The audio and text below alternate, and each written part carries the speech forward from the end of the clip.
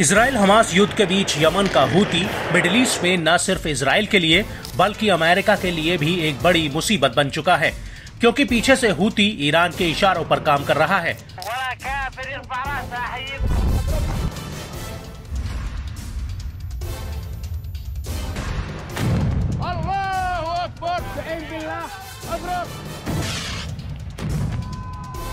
और वो लगातार इजराइल पर ड्रोन, रॉकेट और मिसाइल हमले कर रहा है।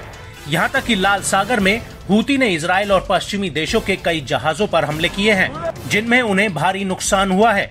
हूती का कहना है कि इजराइल जब तक गाजा में युद्ध नहीं रोकता, तब तक वो लाल सागर में इजराइल और पश्चिम के जहाजों को गुजरने नहीं देगा। साथ ही वो इजराइल पर हवाई हमले जारी रखेगा। लेकिन अब ऐसा लग रहा है कि ये मामला यहाँ से कहीं आगे निकल चुका है। दरअसल अब कई मीडिया रिपोर्ट्स में ऐसा खुलासा हुआ है कि हूती ने यमन के भीतर अपने अंडरग्राउंड नेटवर्क को और ज्यादा बढ़ा लिया है। और हूती ने ऐसा इसलिए किया है क्योंकि इजराइल हमास युद्ध की वजह से उसकी कभी भी सीधे टक्कर अमेरिका से हो सकती है। और ऐसे हालातों में खुद को मजबूत करने के लिए हूती ने अपने अंडरग्राउंड इंफ्रास्ट्रक्चर को और मजबूत किया है। आपको बता दें कि यमन के आधे से ज्यादा इलाके पर हूती का नियंत्रण है, जिसकी वजह से यमन गृह युद्ध के हालातों से गुजर रहा है।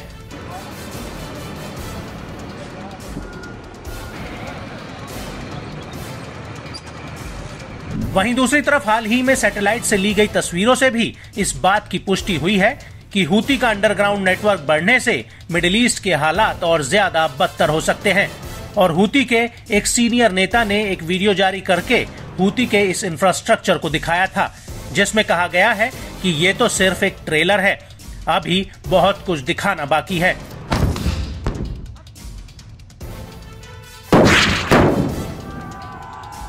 इसको लेकर हूती के डिप्टी सेक्रेटरी नसरुद्दीन आमेर ने न्यूज़वीक मीडिया हाउस से कहा कि सुरंगों के संबंध में ये हमारे सैन्य ढांचे के लिए कोई नया नहीं है, और जो दिखाया गया है वो हमारे बुनियादी ढांचे के सामने बहुत छोटा है और व्यक्तियों के लिए बहुत छोटी सुरंगें हैं। नसरुद्दीन ने आगे कहा कि जो दिखाया गया है वो एकीकृत सैन्य बुनियादी ढांचा है, जो हमारी सेना के लिए सबसे महत्वपूर्ण कारकों में से एक माना जाता है।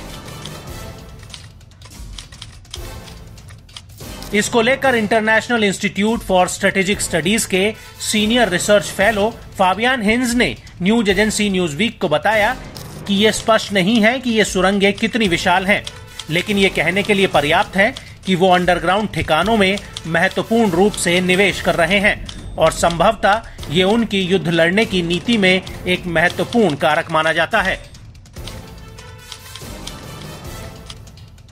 आपको बता दें कि फेबिन हिंज ने ही हूती की सैटेलाइट तस्वीरों से इन सुरंगों के बारे में खुलासा किया है। ये सुरंगें सादा प्रांत के बीचों बीच हैं, जो सऊदी अरब के बॉर्डर से लगता है। ये सुरंगें यमन की राजधानी सना के पूर्वी बाहरी इलाके में अल हाफा बेस पर और पश्चिम में जबल अत्तान मिसाइल बेस पर नए अंडरग्राउंड नेटवर्क के प्रवेश द्वार का संकेत है। आपको बता दें कि यमन पर राष्ट्रपति अली अब्दुल्ला सालेह ने करीब 25 साल राज किया और उनके शासनकाल में ही यमन में सैन्य सुरंगों की शुरुआत हुई थी। लेकिन जब सालेह के खिलाफ यमन की जनता का गुस्सा बढ़ा तो उस वक्त सेना और हूती ने अंसार अल्लाह के बीच भी भीषण लड़ाई हुई थी और उस वक्त हूती ने यमन की सेना से बचने के लिए उत्तर में एकीकृत सुरंग नेटवर्क का उपयोग किया था। और सादा प्रांत की ऐसी ही एक गुफा में यमन के सुरक्षा बलों ने हूती के नेता जैदी शिया मुस्लिम मौलवी हुसैन अल हूती की साल 2004 में हत्या कर दी थी। उसके बाद से ही अंसार अल्लाह ने यमन के भीतर हूती के नेटवर्क को बढ़ाने के लिए सुरंगों में निवेश करना शुरू किया था। अंसार अल्लाह ने सऊदी अरब के गठबंधन वाले समूह के हवाई हमलों से बचने के लिए इन सुरंगों का इस्तेमाल भी किया था।